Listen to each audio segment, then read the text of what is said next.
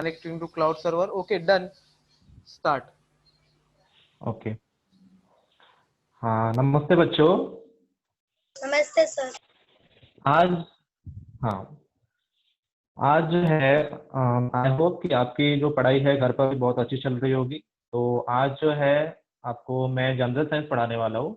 General science में जो आपका 4th चैप्टर है,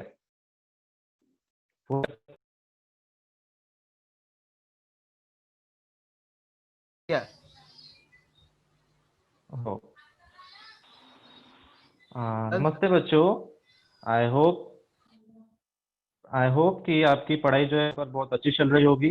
तो आज जो है मैं आपको जनरल साइंस सब्जेक्ट में जो है जनरल साइंस सब्जेक्ट पढ़ाने वाला हूँ। उसमें 4th चैप्टर है आपका डिजास्टर मैनेजमेंट। ओके, तो अभी हम डिजास्टर से रिलेटेड कुछ यहाँ पर डिस्कशन करेंगे कि डिजास्टर क्या होता है। आप अपने हेल्प के लिए जो है आप अपनी बुक्स ओपन कर सकते हैं। पेज नंबर 26 जो है आप ओपन करके उसको भी देख सकते हैं। और मैं आपको यहाँ पर कुछ दिखाने जा रहा हूँ, तो उसे भी आप देखिए और देखकर मैं आपको कुछ एक्सप्लेन करूंगा। ओके,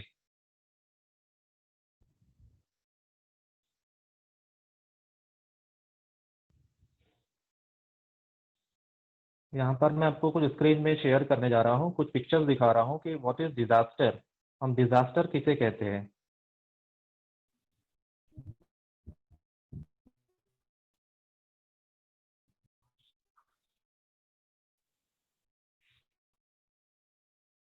दोस्तों, आपने अभी देखा होगा कि आप मुंबई में रहते हैं, मोस्ट ऑफ द स्टूडेंट है आप मुंबई में रह रहे हैं। तो मुंबई में अभी भारी बारिश की वजह से लोगों को कितनी प्रॉब्लम हो रही है। जो पानी जो आप एरिया में भर जा रहा है, वो जो परेशानी हो रही है, तो वो भी एग्जाम्पल है।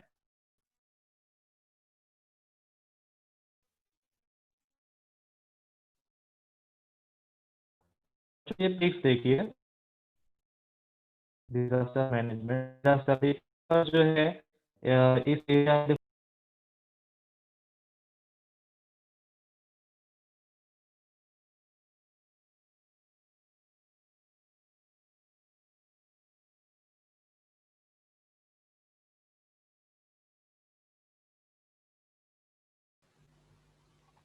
ओके सर, मैं स्क्रीन शेअर करतोय परत।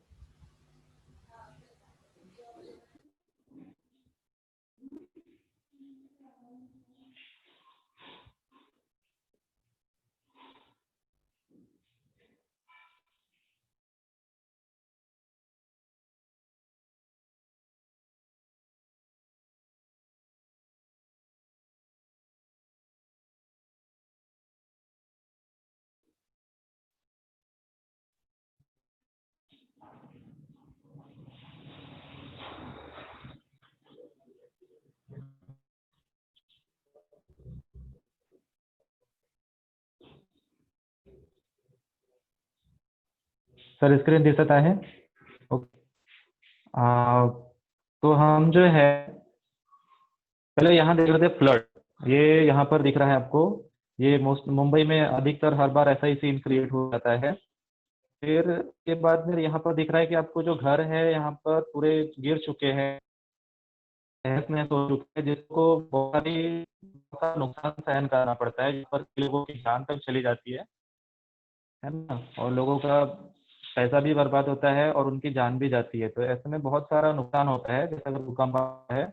उसके बाद यहाँ पर आपको दिख रहा होगा पिक्चर में कि बहुत जो है तेज हवा तूफान आया है, बिजली कड़क रही है, और इससे जो है इतना बड़ा भी जो है यहाँ पर पड़ चुका है ना।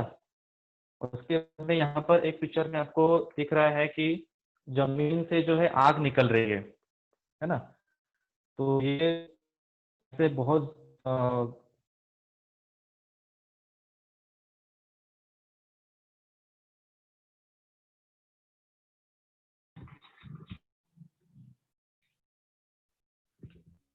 हेलो, क्या सुन पा रहे हैं मुझे? हाँ यस सर। Hello teacher. हाँ हाँ सर। सर, आप सुन पा रहे हैं? हाँ ओके, पिक्चर भी दिख रहा है ना आपको स्क्रीन? नहीं। ओके, दिखेगी हो गया दिखेगी। सर? हाँ हो गया सर।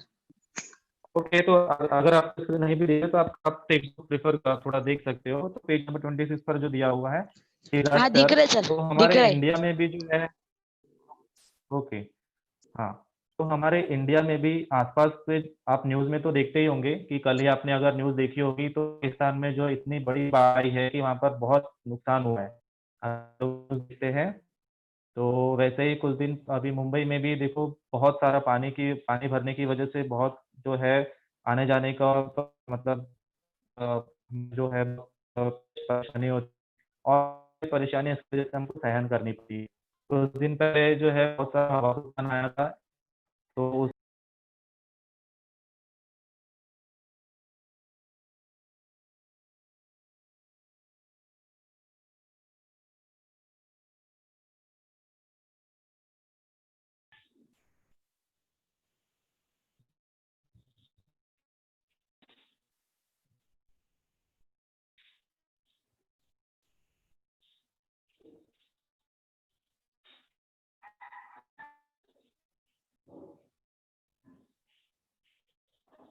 हाँ, तो इंडिया में भी जो है आज से कुछ साल पहले या अभी आसपास के जो ईयर्स में जो है कुछ ऐसे मतलब घटनाएं हो चुकी है। उसमें जो 1993 में जो है एक बहुत बड़ा भूकंप आया था हमारे महाराष्ट्र के लातूर जिले में जो है किल्लारी जगह पर। उससे जो है बहुत लोगों की वहां पर जान चली गई थी। उसके बाद जो है 2005 में 2005 में मुंबई में वैसे तो पानी बहुत ज्यादा जा रहा है मुंबई में। 5 जुलाई 2005 में एक इतनी बड़ी बाढ़ आई थी, वहां पर इतना पार गया था।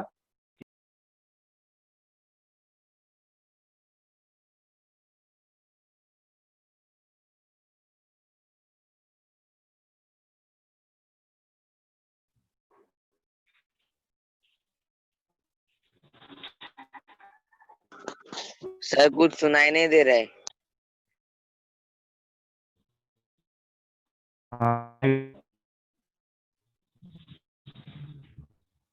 दिखाई दे रही है जो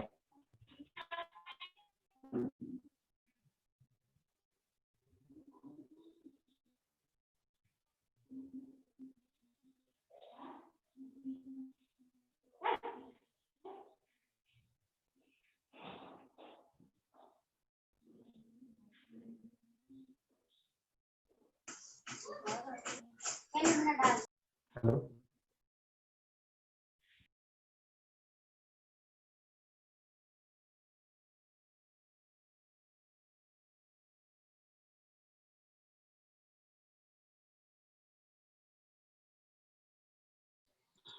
सर आपका आवाज नहीं आ रहा है। आएगा आएगा, बीच थोड़ा होता है, आप थोड़ा हो, अब भी चालू हो जाएगा। ओके, ठीक है सर। तो उसके बाद 2005 में मुंबई में जो है बहुत बड़ी बाढ़ आई थी, जिससे कि बहुत सारा लोगों का नुकसान हुआ था। कुछ लोगों की जानें भी चली गई थी, जैसे जानवर भी जो उस बाढ़ में बह गए थे। तो उसके बाद जो है 2014 में जो है पूना में, मुंबई के पास में जो पूना है, पूना उसमें आंबेगांव तालुका में जो मालिन एक गांव है, मालिन विलेज में, वहां पर जो है वहां पर लैंडस्लाइड हुआ था। लैंडस्लाइड मतलब कि कभी कभी क्या होता है कि जमीन खिसक जाती है, ढह जाती है। उसकी वजह से जो वहां पर बने हुए घर है वो वहां से मतलब टूट जाते हैं, गिर जाते हैं। बड़ी बड़ी जो बिल्डिंग आपने देखे होंगे कि ऐसे गिर जाती है जमीन फिसलने की वजह से, तो उसे कहते हैं लैंडस्लाइड। तो जो एक डिजास्टर का एग्जाम्पल है।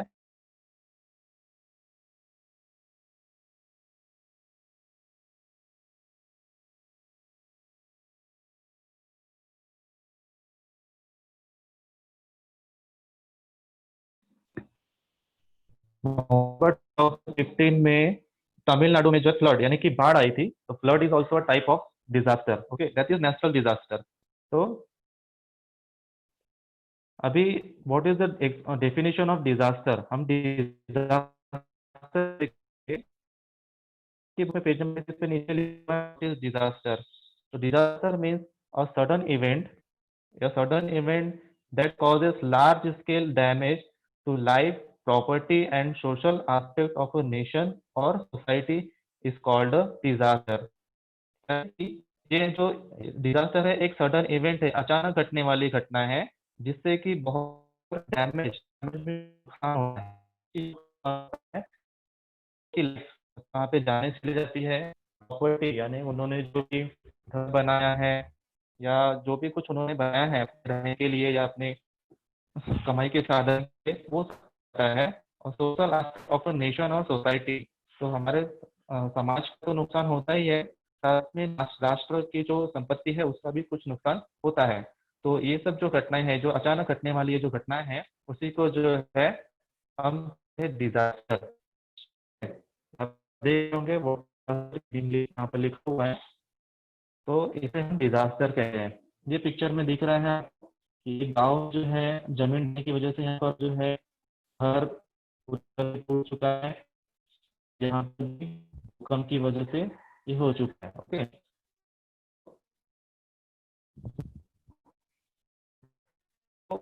तो हम जो घटनाएं क्यों होती है, इसका रीजन क्या है इसके पीछे, तो why do the follow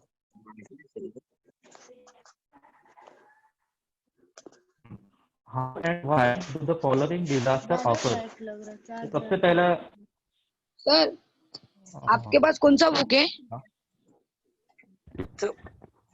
general science, तो यहाँ छोड़ ली। जनरल साइंस इंग्लिश मीडियम, आपके पास भी वही है ना? जी स्क्रीन दिख रही है, मैं जो एक्सप्लेन कर रहा हूँ? हाँ सर। ओके ओके, तो आप समझ करिए, बाद में जो भी क्वेश्चन होगा आप लास्ट 5-10 मिनट्स में हम लोग वो सॉल्व करेंगे। ओके, तो how and why do the following disaster occur?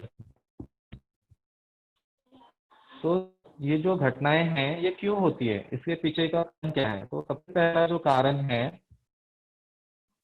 सबसे पहला कारण है floods due to heavy rains.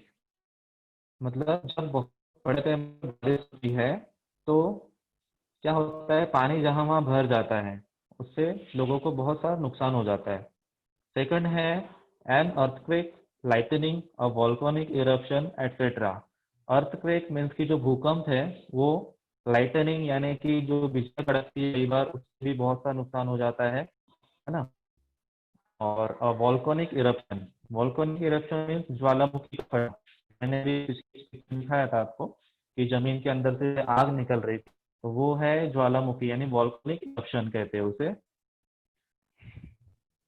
Third है फॉरेस्ट फायर, यानी कई बार जो है जंगलों में आग लग जाती है, तो यहाँ कई बार जो है खुद ही लग जाती है, बहुत ज्यादा तेज गर्मी की वजह से पेड़ सूखने लगते हैं और अचानक वहाँ आग लग जाती है। कुछ कई बार जो है मनुष्य द्वारा भी, मनुष्य की गलती की वजह से जो है इंसान कुछ गलती कर देते हैं ऐसे अचानक कुछ, तो उससे भी जंगलों में आग लग जाती है। फोर्थ है increase due to high density of population in limited area. मतलब एक छोटी सी जगह पर बहुत ज्यादा पैमाने,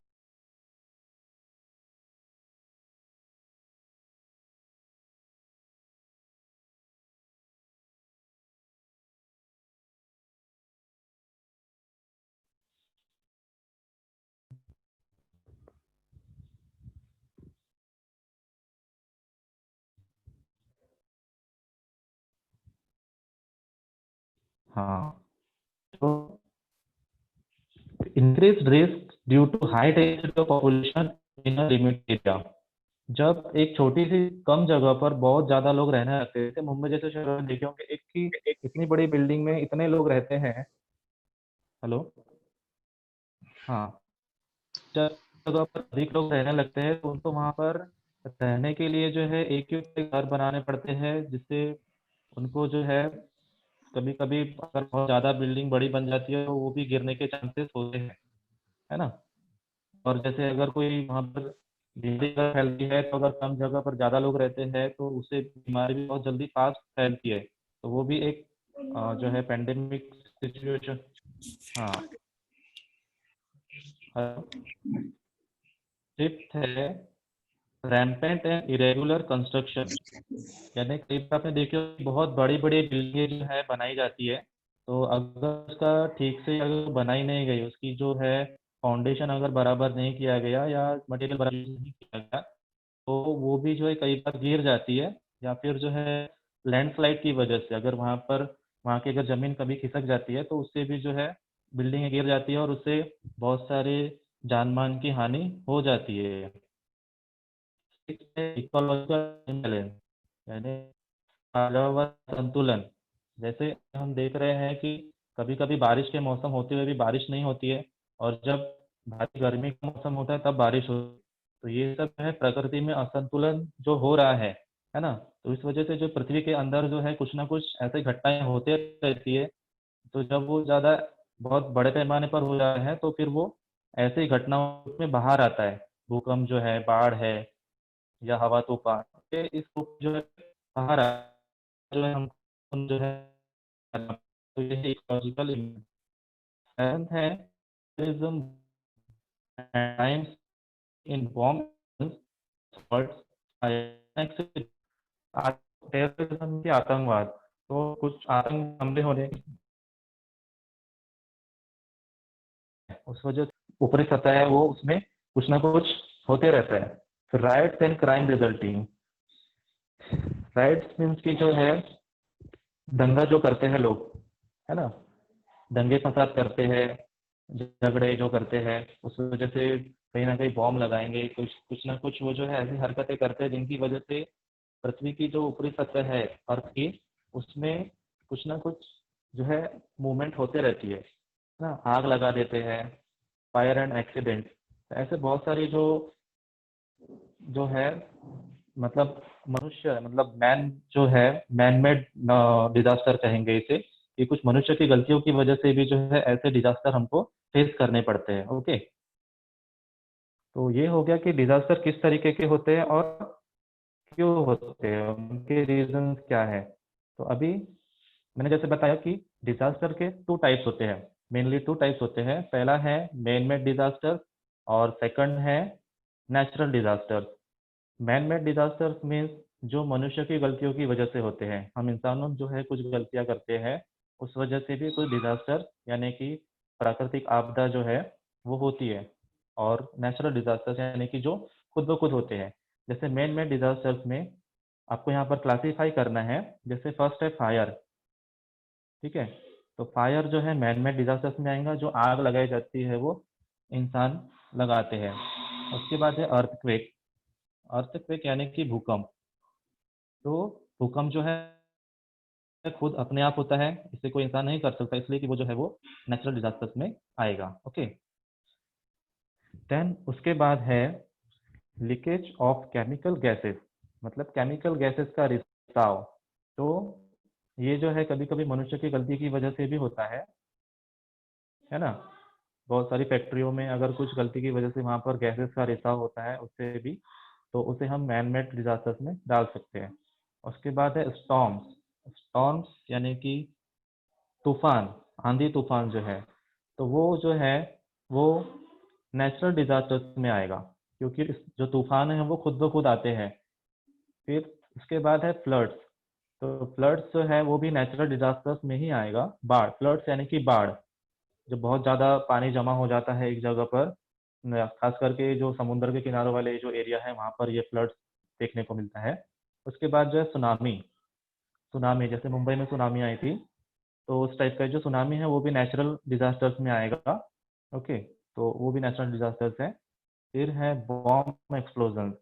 bomb bomb explosion. Bomb explosion जो है वो खुद ब खुद नहीं होता है। वो कौन करता है, हम जैसे जो कुछ आतंकवादी मतलब जो लोग देश में मतलब कुछ इंसान ही होते हैं जो किसी देश का बुरा चाहते हैं किसी देश का, तो वो वहां पर बॉम्ब स्फोट करते हैं, तो उससे वहां की जो जमीन है वो वहां पर कुछ ना कुछ अंदर में कुछ मूवमेंट होती है। तो वो जो है मैन ये जो बॉम्ब एक्सप्लोजन जो है वो है मैन मेड डिजास्टर। उसके बाद है collapse of building. Collapse of building means कि बिल्डिंग का ढह जाना या गिर जाना। तो कई बार जमीन खिसकने की वजह से जो है बिल्डिंग, बड़ी बड़ी बिल्डिंगें गिर जाती है, तो वो जो है खुद ब खुद गिरती है, इसलिए वो जो है नेचुरल डिजास्टर्स में आएगा।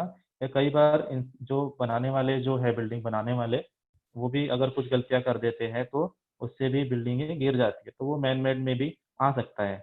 फिर वॉर वॉर यानी कि युद्ध, तो युद्ध जो है हम जैसे इंसान करते हैं तो वो जो है मैन मेड डिजास्टर्स में आएगा। उसके बाद है फॉरेस्ट फायर। फॉरेस्ट फायर यानी कि जंगल में लगने वाली आग, तो वो कभी कभी खुद भी लग जाती है बहुत अधिक गर्मी की वजह से, या फिर वो कभी कभी इंसानों द्वारा भी लगाई जाती है, तो वो मैन मेड डिजास्टर्स में भी आ सकता है। तो ये हो गया क्लासिफिकेशन ऑफ डिजास्टर्स। तो आपको ध्यान में आया होगा कि there are two types of disaster, first is man made disaster and second is natural disaster. तो अभी हम थोड़ा जो डिजास्टर्स है उसको डीप में समझने का ट्राई करेंगे। पहला है अर्थक्वेक। अर्थक्वेक, अर्थक्वेक यानी कि होता है भूकंप। तो ये क्यों होता है?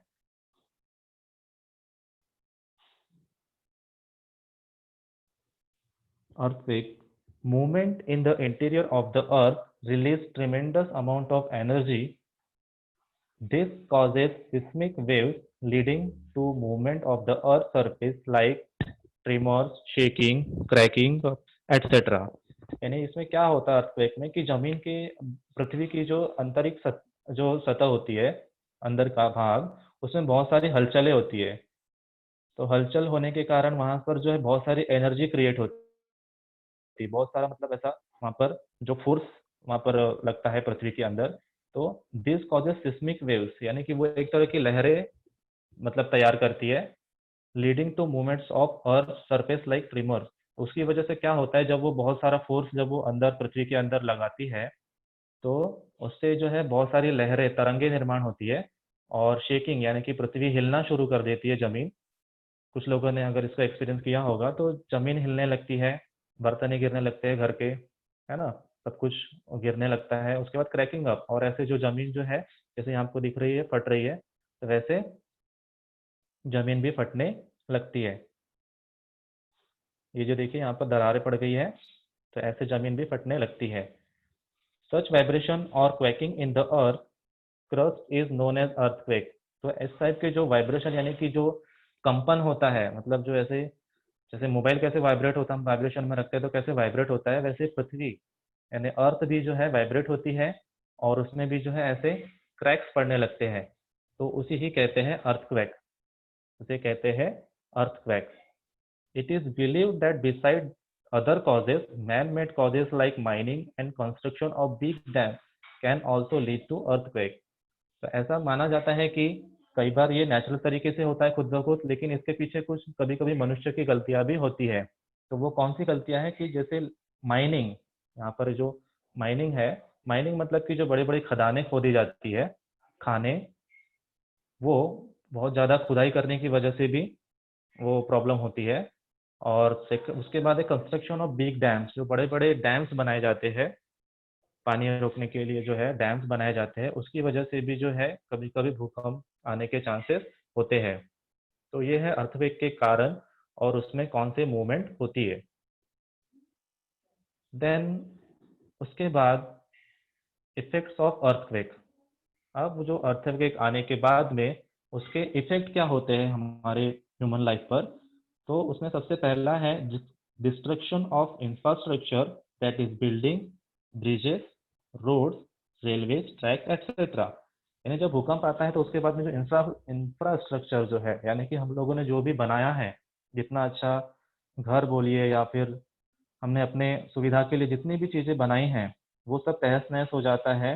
जैसे कि बिल्डिंग्स है वो गिर जाती है, ब्रिजेस यानी बड़े बड़े जो ब्रिज होते हैं, पुल, वो टूट जाते हैं, रोड्स, जो रोड है, बड़े बड़े रोड टूट जाते हैं, रेलवे ट्रैक्स जो है वो उसकी पटरियाँ उखड़ जाती है, इधर उधर हो जाती है। तो ये सब नुकसान होता है। उसके बाद है changes in the direction of flow of reverse.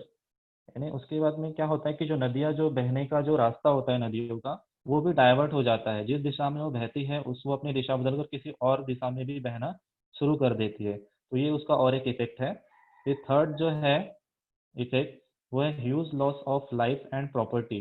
यानी ह्यूज लॉस यानी बहुत बड़ा नुकसान होता है किस चीज़ का, लाइफ एंड प्रॉपर्टी। यानी लाइफ मतलब लोगों की जानें चली जाती है, उनकी प्रॉपर्टी यानी जो संपत्ति होती है उन्होंने जो अपने लिए बनाया है,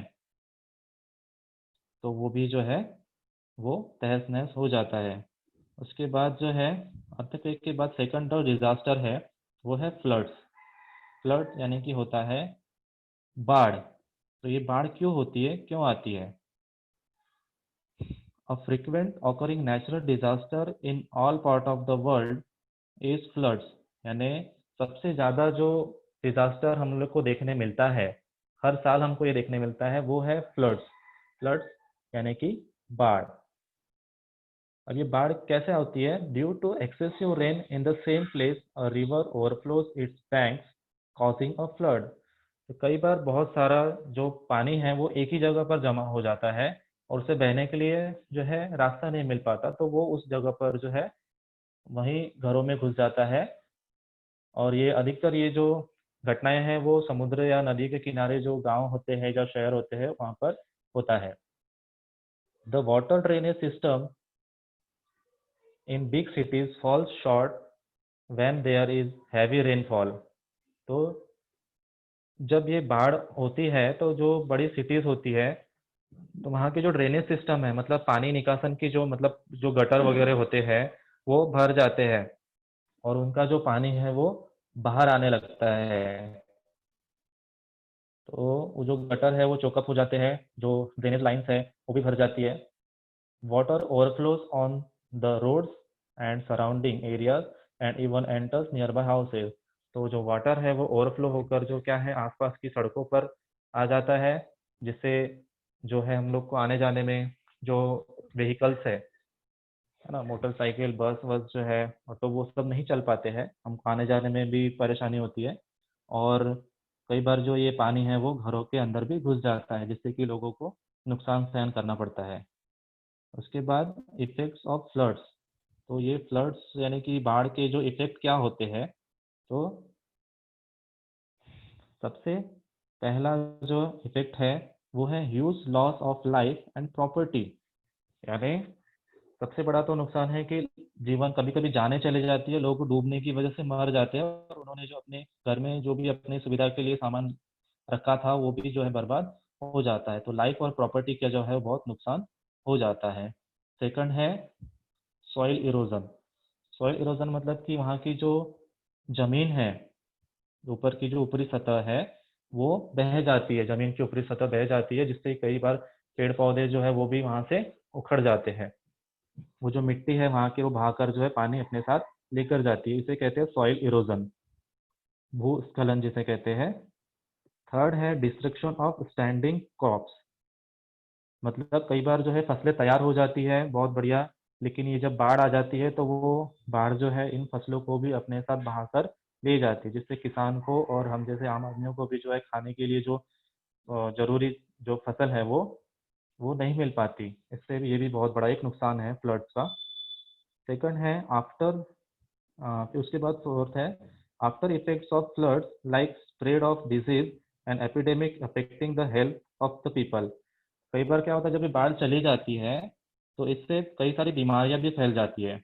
वो दूसरी जगह से जो है बहुत सारे कीटाणु वगैरह जो है वो भाग कर लाती है, और ये पानी जहाँ वहाँ बहने की वजह से ये बड़े पैमाने पर जो है ऐसी जो महामारी जो फैल जाती है, जैसे अभी हम लोग एक महामारी को सहन कर रहे हैं जो है कोरोना, तो वैसे ही ये पानी की वजह से भी है जो है कुछ कुछ बीमारियां जो है आसपास के प्रदेशों में वहां पर फैल जाती है। तो ये भी एक बहुत बड़ा जो है उसका इफेक्ट है फ्लड्स का। ओके। उसके बाद थर्ड जो है डिजास्टर वो है स्टॉर्म्स। स्टॉर्म्स यानी कि होता है तूफान। अब ये तूफान क्यों आते हैं?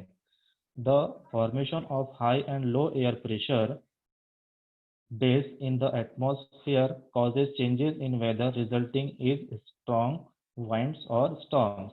तो जब कम हवा के, कम दाब वाले हवा के पट्टे और ज़्यादा, हाँ, जो प्रेशर वाले जो एयर है वो एक दूसरे को टकराते हैं, कम प्रेशर वाली हवा और ज़्यादा प्रेशर वाली हवा एक दूसरे को टकराने के बाद उनके जो पट्टे होते हैं, मतलब ऐसे बेल्ट होते हैं उनके, वो जब वातावरण में एक दूसरे को टकराते हैं तो उससे वहाँ पर जो है तूफान जो है बहुत बड़ा, मतलब स्ट्रॉन्ग यानी कि बहुत ताकतवर तूफान जो है वहाँ पर तैयार हो जाता है।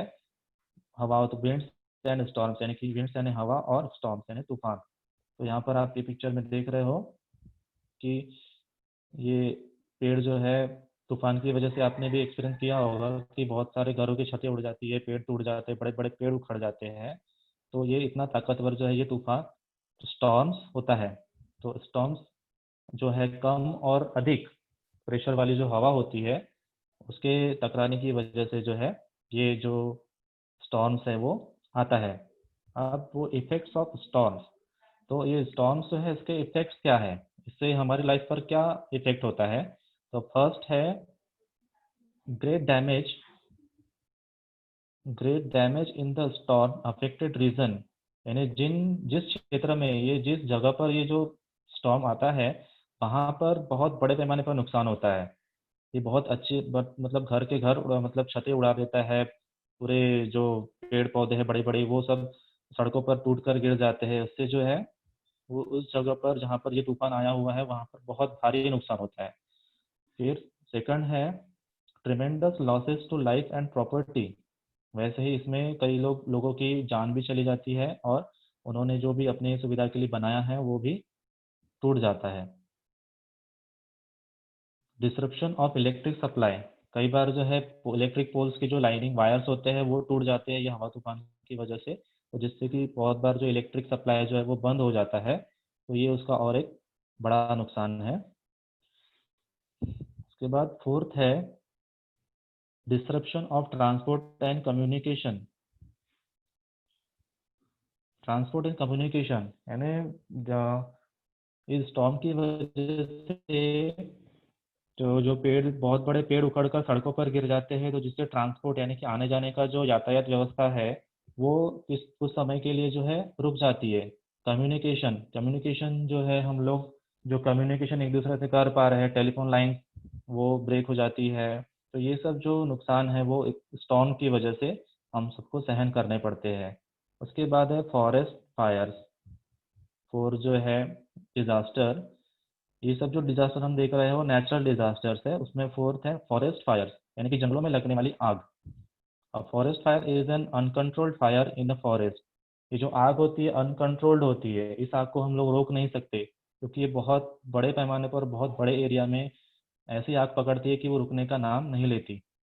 तो इसमें जो है जानवरों के चरने का जो चारागाह होता है जिसे पास्चर कहते हैं, और ग्रासलैंड यानी घास वाले जो मैदान हैं वो भी इस वजह से जलकर राख हो जाते हैं ड्यू टू नेचुरल और मैन मेड कॉजेज। तो ये कभी कभी नेचुरल तरीके से भी आग लग जाती है या फिर इंसानों की गलतियों की वजह से भी ये आग जंगलों में लग जाती है। Forest fire spread at a tremendous speed, तो ये जो फॉरेस्ट फायर की जो स्पीड होती है वो बहुत तेज होती है, इसे रोकना जो है मुश्किल होता है। उसके बाद जो है इफेक्ट्स ऑफ फॉरेस्ट फायर, यानी जो जंगलों में लगने वाली जो फायर है आग है इसका क्या प्रभाव पड़ता है। तो सबसे पहला है ग्रेट, फर्स्ट है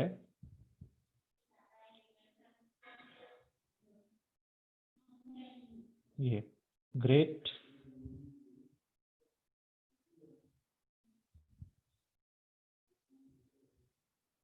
great damage to natural wealth and biodiversity,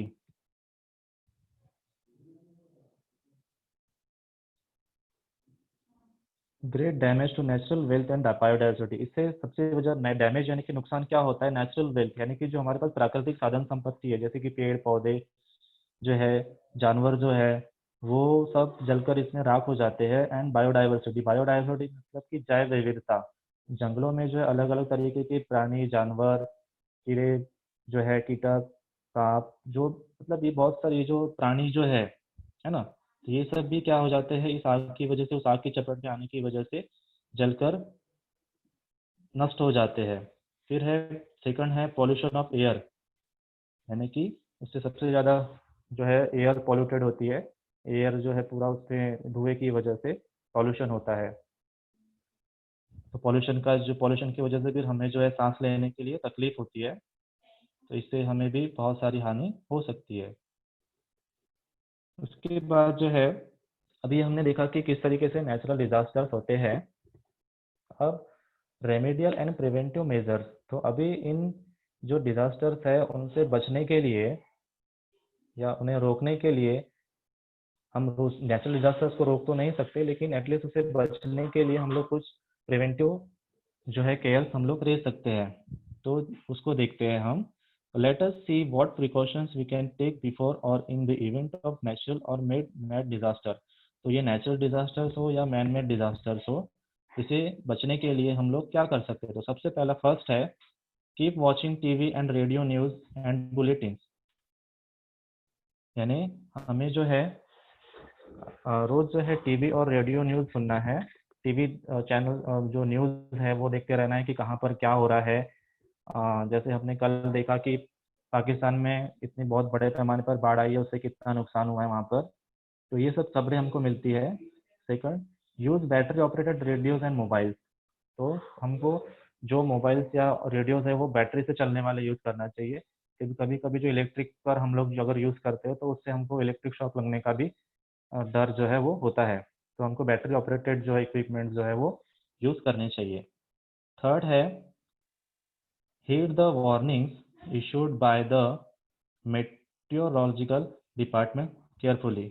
यानी मौसम विभाग के द्वारा जो हमें समय समय पर सूचनाएं दी जाती है, न्यूज़ पर बताया जाता है कि अभी अगले 2 दिनों में भारी वर्षा होने वाली है या तूफान आने वाला है। ऐसे बहुत सारे जो मौसम ये जो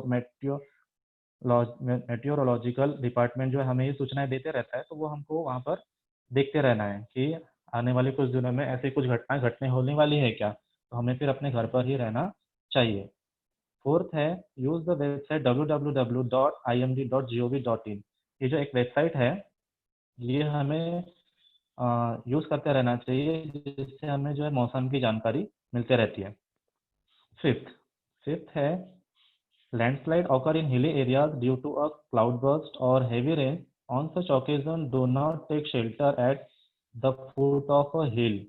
जो लैंडस्लाइड मतलब कि जमीन खिसकने की जो घटनाएं होती हैं वो अधिकतर जो है पहाड़ी एरिया में होती है, ऐसे नॉर्मल समतल जगह पर नहीं होती है। तो on such occasion do not take shelter at the foot of hill. मतलब हमें इस ऐसे समय पर जो है पहाड़ियों की जो निचली जो जगह है उसके एकदम पहाड़ी के नीचे जो जगह है वहां पर तो बिल्कुल भी नहीं रहना चाहिए। सिक्स्थ है during floods do not linger in houses और एरियाज और रिवर बैंक। ड्यूरिंग फ्लड्स यानी जब बाढ़ आती है उस समय हमको जो समुद्र के या नदियों के किनारे जो घर होते हैं वहाँ या एरिया होता है वहाँ पर बिल्कुल भी ठहरना नहीं चाहिए। उससे हमको भी उस बाढ़ की चपेट में हम लोग आ सकते हैं और हमारा भी नुकसान हो सकता है।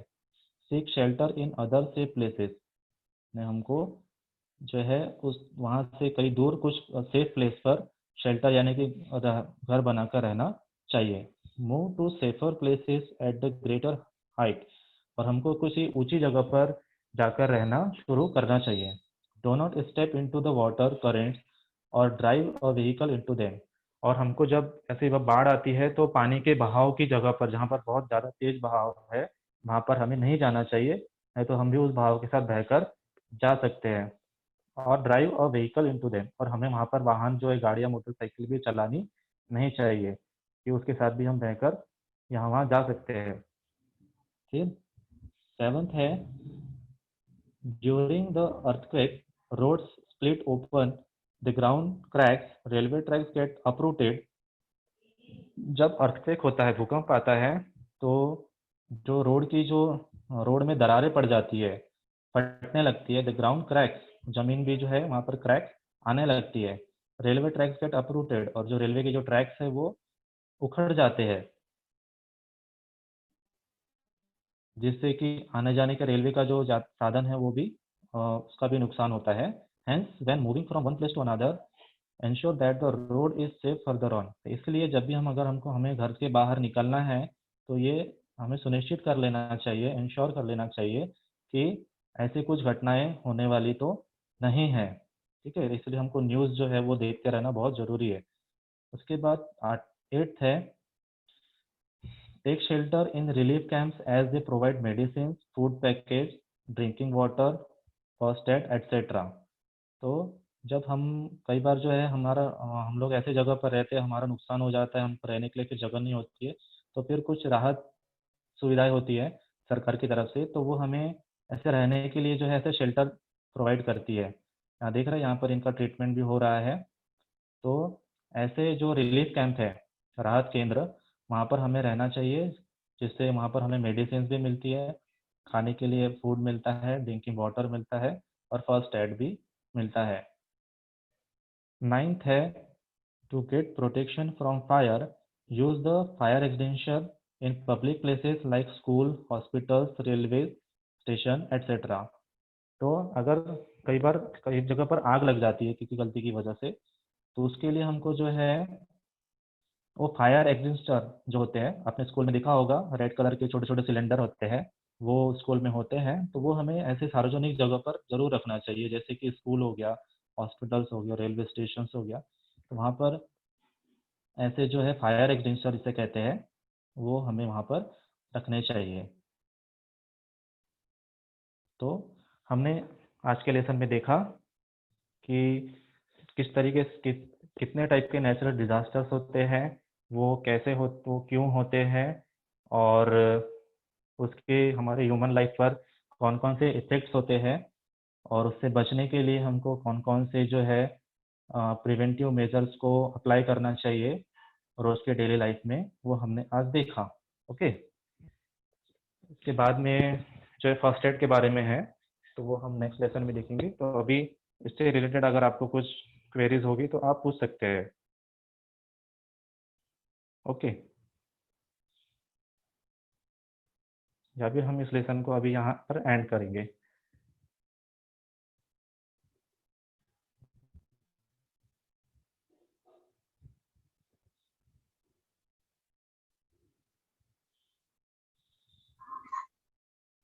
विक्रम,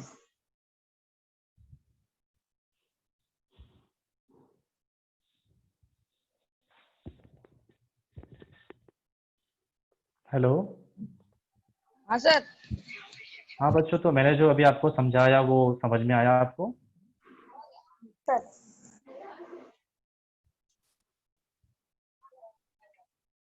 आपको कुछ पूछना है, उसमें कुछ समझ में नहीं आया होगा तो?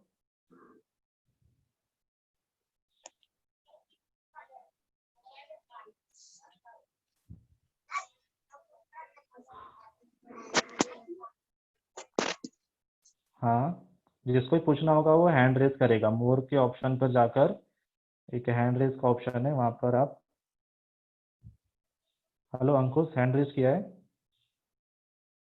नहीं सर। अभी दिख रहा था नीचे।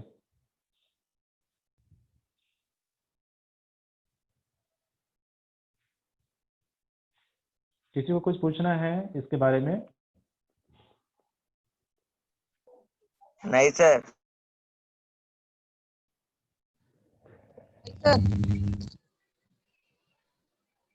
ओके, ठीक है। और जो बुक है, आपकी बुक में और भी ज़्यादा एक्सप्लेन किया हुआ है, लिखा हुआ है, तो उसको रीड करो। ठीक है, किसी कुछ अगर ना समझ में आए तो आप मुझे बाद में पूछ सकते हो। ओके, यस सर, ठीक है। ठीक है।